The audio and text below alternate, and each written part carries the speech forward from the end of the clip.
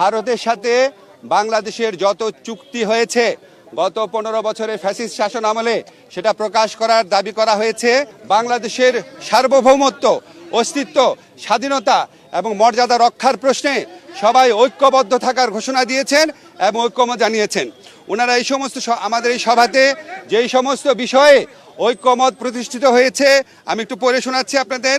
প্রথমেই ভারতে যে বাংলাদেশ বিরোধী বিভিন্ন তৎপরতা চলছে, বাংলাদেশের উপ হাইকমিশনে হামলা, বাংলাদেশ বিরোধী প্রচারণা, বাংলাদেশের অভ্যন্তরীণ ব্যাপারে হস্তক্ষেপ, এসবের তীব্র নিন্দা জানানো হয়েছে এবং ভারতের এই সমস্ত পদক্ষেপের বিরুদ্ধে বর্তমান সরকারের যে আত্মমর্যাদাশীল এবং সাহসী ভূমিকা তার প্রশংসা করা হয়েছে এবং সরকারের সাথে সলিডারিটি প্রকাশ করা হয়েছে।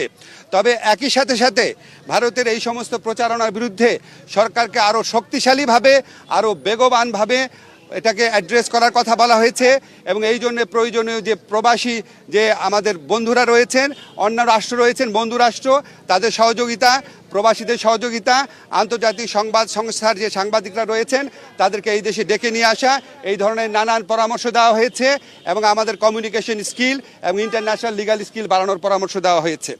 আমাদের একই সাথে সাথে ভারতের সাথে বাংলাদেশের যত চুক্তি হয়েছে গত 15 বছরের ফ্যাসিস্ট শাসন আমলে সেটা প্রকাশ করার দাবি করা হয়েছে এবং একই সাথে সাথে রামপাল সহ বাংলাদেশের জন্য ক্ষতিকর যে সমস্ত চুক্তি আছে সেগুলি বাতিল করার দাবি করা হয়েছে।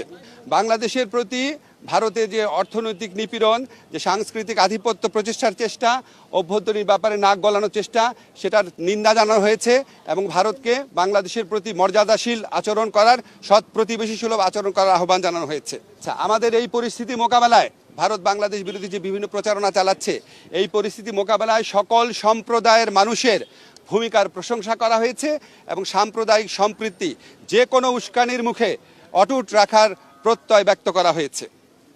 সবশেষে সবাই একটা জিনিস বলেছেন যে আমাদেরকে আর শক্তিহীন, দুর্বল, নতজানু ভাবার কোনো রকম কোনো অবকাশ নাই।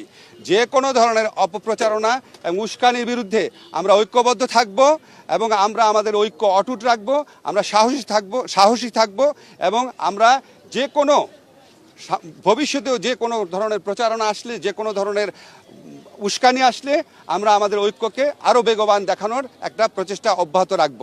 একই সাথে সাথে আমাদেরকে বলা হয়েছে, এটা প্রস্তাব আকারে এসছে যে আমরা যে গোটা জাতি এই যে ভারতের অপপ্রচারণার বিরুদ্ধে ঐক্যবদ্ধ রয়েছি, এই জন্য আমরা সবাই মিলে একটা সমাবেশ করতে পারি কিনা, সবাই মিলে একটা পলিটিক্যাল কাউন্সিল করতে পারি কিনা, এমনকি নিরাপত্তা কাউন্সিল করতে পারি কিনা, এই ধরনের প্রস্তাব আনা হয়েছে। এই সবার মূল সুর ছিল যে আমাদের মধ্যে মত, পথ, আদর্শের ভিন্নতা থাকবে, আমাদের রাজনীতি ভিন্নতা থাকবে, অবস্থান ভিন্নতা থাকবে, কিন্তু দেশ, সার্বভৌমত্ব এবং অস্তিত্বের প্রশ্নে আমরা সবাই এক, সবচেয়ে উপরে দেশ এবং এটার থেকে আমরা কখনো বিচ্যুত হব না। বাংলাদেশকে দুর্বল, শক্তিহীন, নতজানু ভাবার কোনো রকম অবকাশ নাই।